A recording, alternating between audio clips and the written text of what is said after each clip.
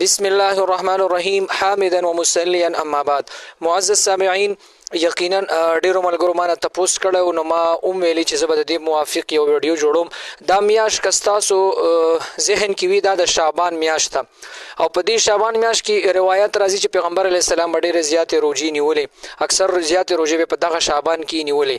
اصل کې دې نه پس چې کومه میاشت را روان ده د رمضان ده، د روژو نه د هغې د تیاري په موافقت نبي علیه الصلاة والسلام دا روژې نیولې. اوس دې کې یو مسله را روانه ده چې هغې ته شب برات ویلی شي او د 15 شپې هم ورته ویلی شي او د 15 شعبان هغه روژه. نو د هغې مطابق یقینا ډېرو زنانو هم تپوسونه وکړل او ډېرو نارینه هم.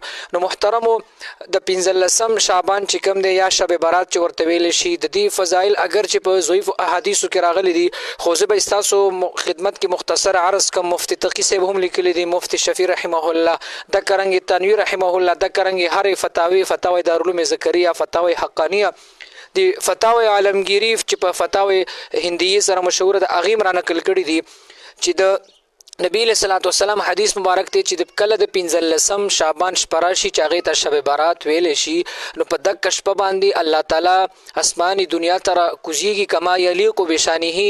نو اواز کوي چې آیا څوک شته چې بخښنه وغواړي، زه هغه ته بخښنه وکم، او اواز کوي چې څوک رزق غوښتونکی شته چې زه وله رزق فراخه رزق ورکم، څوک داسې په مصیبت کې اخته سړی شته چې هغه زمانه د دې مصیبت نه د وتلو دعا وغواړي چې زه وله قبوله کم.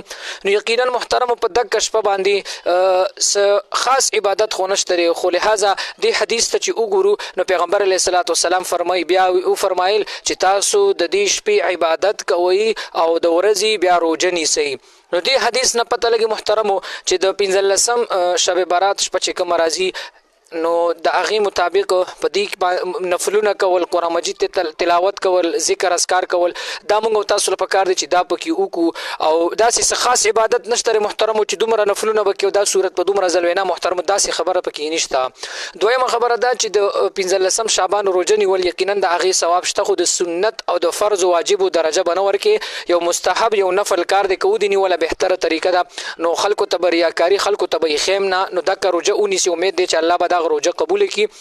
او اوس دویمه خبره ده چې دا 15 شعبان یا دا شب برات کله ده، نو د نن تاریخ 2024 د دې فروری مطابق چې کوم دی زموږ دې ځای کې چې کوم اسلامي تاریخ دی نو هغه 11 دی. نو لهذا د پیر شپه چې کومه ده دا شب برات راځي او څوک چې روژه نیول غواړي هغه د پیر په ورځ روژه ونیسي.